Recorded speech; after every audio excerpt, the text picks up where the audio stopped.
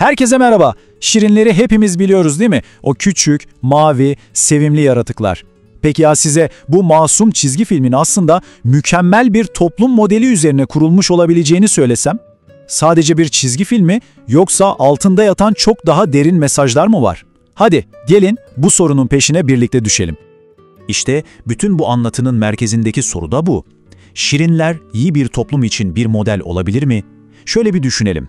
Şirinler Köyü, hani paranın olmadığı, herkesin bir yeteneğinin olduğu ve bu yeteneğini bütün toplumun iyiliği için kullandığı, komşuluk ilişkilerinin harika olduğu, neredeyse bir ütopya gibi bir yer.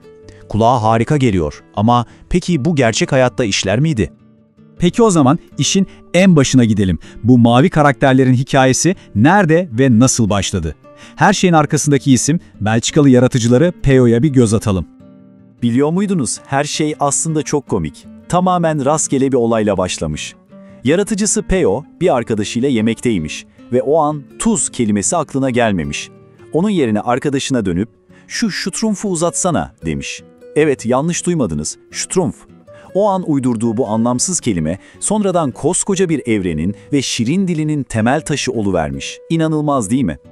İlk olarak 1958'de bir çizgi romanda yan karakter olarak ortaya çıkıyorlar ama asıl büyük çıkışları, yani onları küresel bir fenomene dönüştüren şey 1981'deki Hanna-Barbera çizgi filmi oluyor. O andan itibaren artık tüm dünya onları tanıyor.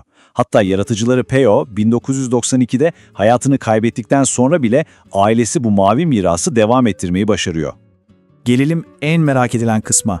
Peki Şirinler Köyü'nde hayat nasıl geçiyor? Yani bu parasız, kolektif toplumun kuralları ne? Hadi bu toplumsal yapıya biraz daha yakından bakalım. İşte burası gerçekten çok ilginç. Aslında bir tür yazılı olmayan bir toplum sözleşmeleri var. Birincisi, para diye bir şey yok. Herkesin işte usta şirin, gözlüklü şirin gibi kendine has bir görevi, bir yeteneği var ve bu yeteneklerini kendileri için değil, bütün köyün iyiliği için kullanıyorlar. Bütün bu düzenin başındaysa en yaşlı ve en bilgi olan Şirin Baba var. O topluluğa yol gösteriyor. Bu felsefeyi en güzel özetleyenlerden biri de Peyo'nun kendi kızı Veronique Clifford. Diyor ki, nereden geldiklerine bakmaksızın dostluk, nezaket ve başkalarına yardım etme gibi harika değerleri kendi hayatlarına uyguluyorlar. Aslında Şirinler dünyasının özü tam olarak bu. Evrensel, pozitif değerler üzerine kurulu bir yaşam. Şimdi işte tam da bu noktada işler biraz daha derinleşiyor ve ilginç bir hal alıyor. Bu küçücük mavi yaratıkların dünyası nasıl oldu da bu kadar büyük siyasi tartışmalara yol açtı?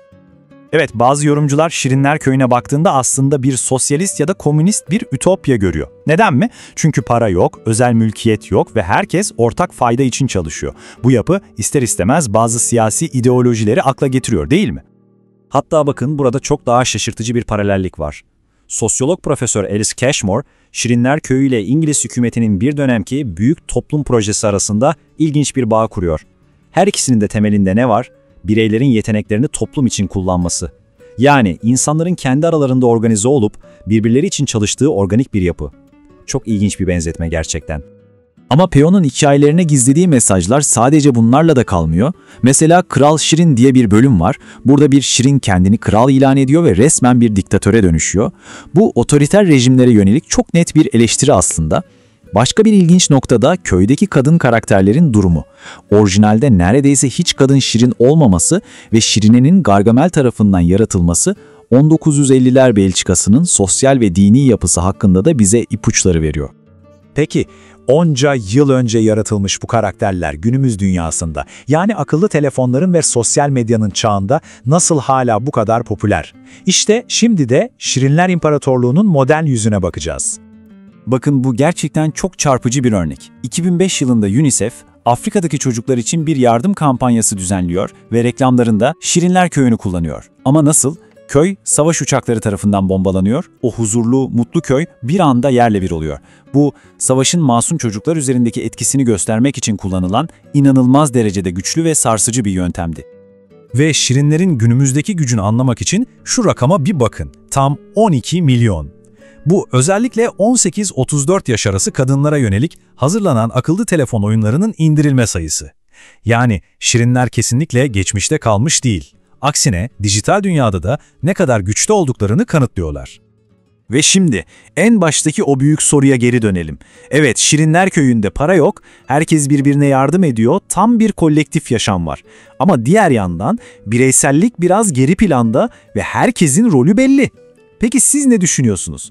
Tüm bu yönleriyle böyle bir köyde yaşamak ister miydiniz? Bu sorunun cevabını da size bırakıyorum.